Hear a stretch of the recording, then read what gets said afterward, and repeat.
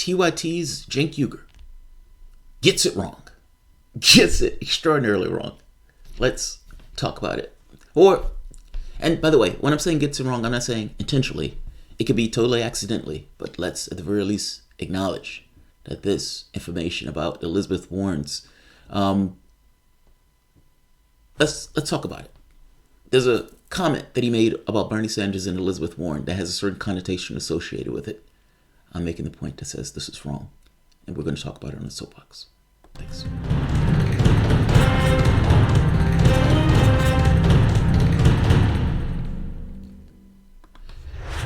So, Cenk Uygur, fair to say, fan of Elizabeth Warren. I don't like or dislike Elizabeth Warren. She's just done things politically that I don't particularly like. By the same token, domestic policy, love. I have no idea what her foreign policy is. So this notion of a domestic policy without knowing what a foreign policy is comes a little dicey. Nevertheless, Cenk Uygur puts out a tweet.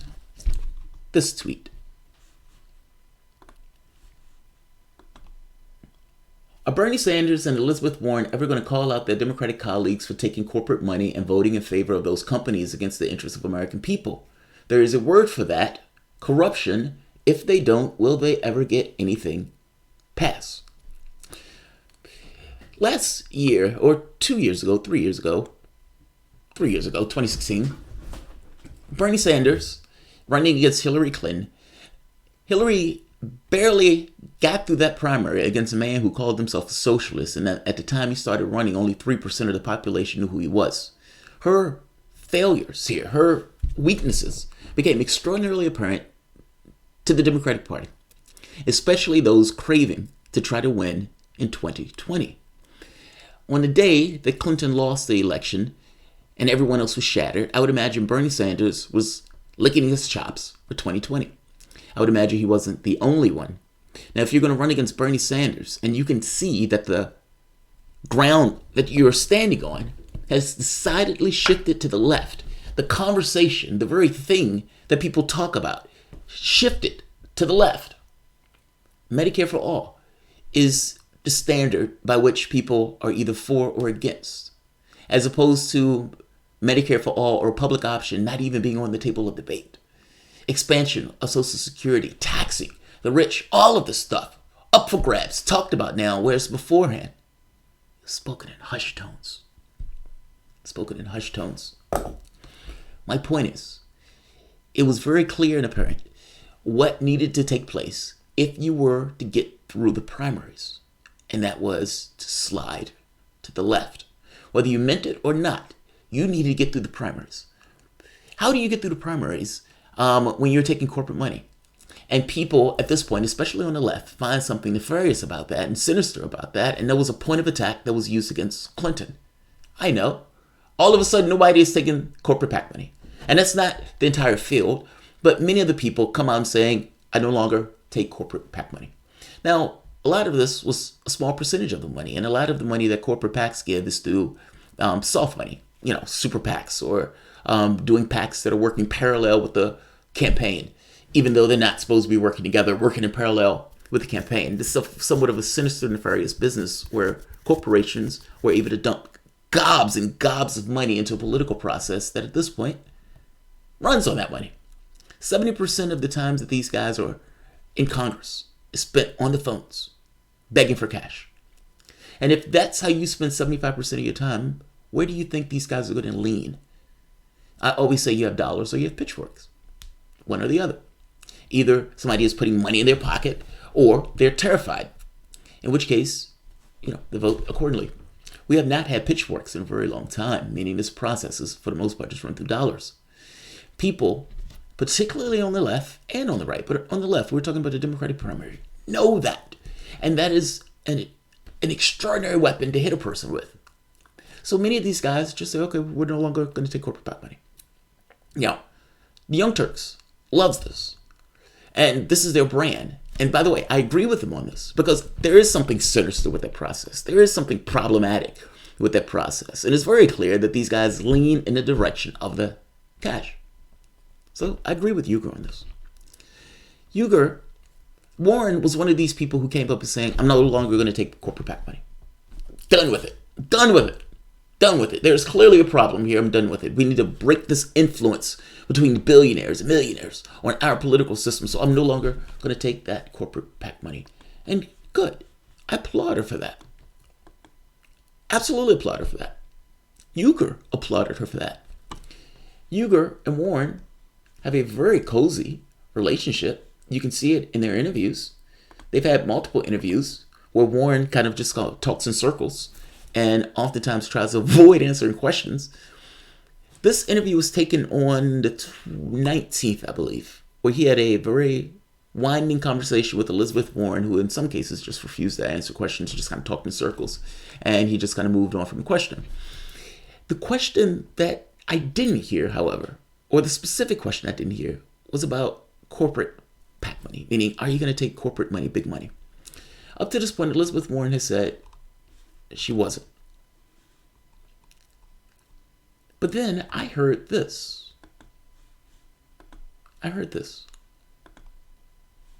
Well, first, just so you can see the tweet again, just read the tweet again. Are Bernie Sanders and Elizabeth Warren going to ever call out their Democratic colleagues for taking corporate PAC money and voting in favor of these companies? Now, here's the catch. And again, he has a point, even though he gets this wrong. Even if you don't take that corporate PAC money, and if we're saying that the money itself creates a link between the company and you, meaning you're tethered, you're compelled, your behavior is compelled in some way by the people who are putting money in your pocket. There's a reason they put money in your pocket. It's an investment. If that's true, just because you don't do it, what about people on your team? And if we're saying that link exists, and those people on your team are doing that, how are you going to get anything passed when they're going to be dead set against you? How? It's a good question, right? This is kind of why I say there's a war within the Democratic Party. There has to be, philosophically. If you have a group like the Justice Democrats or Brand New Congress or Democratic Socialists, these people who have very specific policy objectives in mind that they want to accomplish, and you have a Democratic Party that doesn't have those objectives, by definition, if Ocasio-Cortez, Ilhan, Tlaib, all of these people who got in screaming about Medicare for all, screaming about this various justice reforms, either they're going to accomplish their objectives or not. And the only way they can accomplish their objectives is if the Democratic Party becomes more amenable to those objectives, or if they are out of office. There, by definition, has to be a conflict within the context of the Democratic Party because there's a philosophical difference in what members of the party are trying to accomplish. So that's why I always said there's a war within the party itself. I think it's obvious.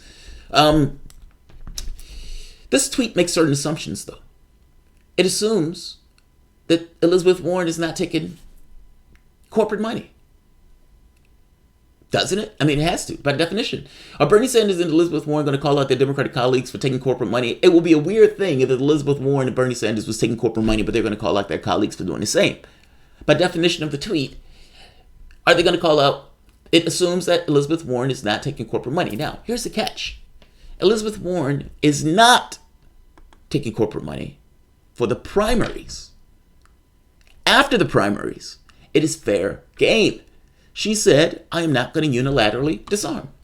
Don't take my word for it. Take hers. She told the same thing to Chris Hayes a couple of days after the interview with Cenk Uygur. So look, I've never actually been in a deeply competitive primary. I get it. Republicans come to the table armed to the teeth. They've got all of their donors, their wealthy donors. They've got their super PACs. They've got their dark money. They got everything going for them. And I'm just going to be blunt. I do not believe in unilateral disarmament. We got to go into these fights, and we got to be willing to win these fights. So this just applies to the primary. Like, were you to get the nomination, and or anyone else to get the nomination, like, just raise all the money you can, however you can. Yes, but here's what I want you to see that's different about it, Chris. Think about the difference. Just so we're clear, her answer was, just so we'll be blunt, I don't believe in unilateral disarmament. See, so this only applies to the primary. Yes, this only applies to the primary. All of the stuff that I'm talking about, not accepting money and all this other stuff, this is just for the primary. She even said, I'm just going to be blunt. I'm just going to tell you how it is, Chris. I'm just taking this position for the primaries. Once I'm out the primary, all bets are off. All bets are off. Now, I don't, that position is what it is. I just want to know that. I think people should know that. I don't think people should have this this misinterpretation of Elizabeth Warren's position. I don't believe in unilaterally disarming. Fair enough. You're only doing this for the primary. Yes. I am only taking this stance with regards to how I receive money for the primaries. After the primaries, all bets are off. I'm ripping off the chains. We're in this.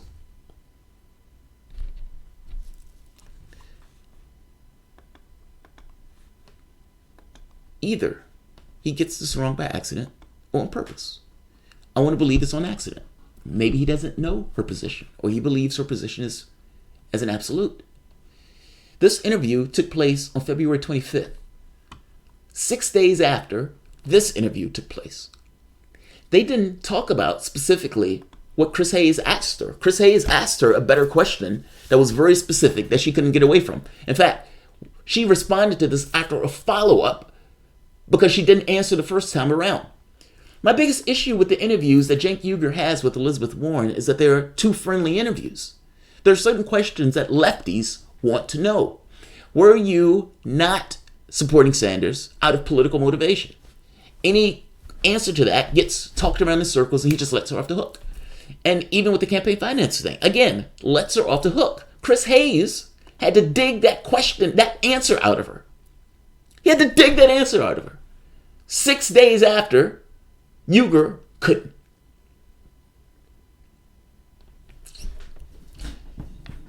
I don't dislike Uygur.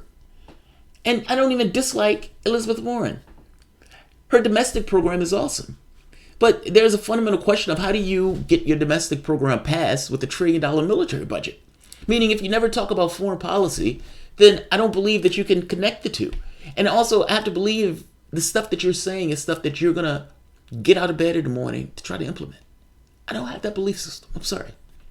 She finds herself to be malleable to the political winds, and which makes me think, I have to trust that the person who's talking about this stuff is going to try to implement that stuff, or has the political will or acumen to implement that stuff.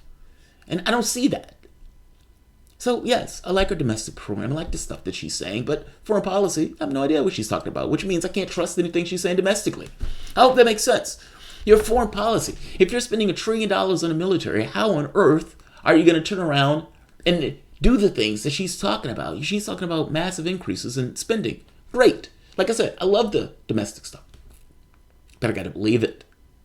And up to this point, I do not. You find yourself to be malleable to political winds. Extremely so. I mean, you didn't support Sanders. You didn't support Standing Rock. I mean, come on. That's getting off the point. This tweet is inaccurate, sir. This tweet is inaccurate. Is Bernie Sanders ever going to call out his Democratic colleagues for taking corporate money? Easy fix. And voting in favor of those companies against the interests of the American people. There's a word for that, corruption. If they don't, will they ever get anything passed? You need to exclude Warren from this, sir. Maybe you want to put in Tulsi. You need to exclude Warren. Or at the very least, just leave Sanders. Warren is taking money after this primary. This is just a political feint for the primary because she believes she needs it in order to get through the primary. Meaning, it's a political tactic. It's political expedience. Either you don't know that, or you're doing this on purpose. And I want to believe that you just don't know that. Because, again, this wasn't something that you dug out of her in your interview with her. It's something Chris Hayes dug out of her 6 days later. Unless I entirely missed it, and if I did miss it, that makes this tweet even weirder. I'll leave it here. I don't want this one to go long. And 14 minutes is too long as is. All right, guys. I will leave this here. If you guys enjoyed the content, please feel free to share, like, subscribe. You can always support through PayPal or Patreon. Thanks all.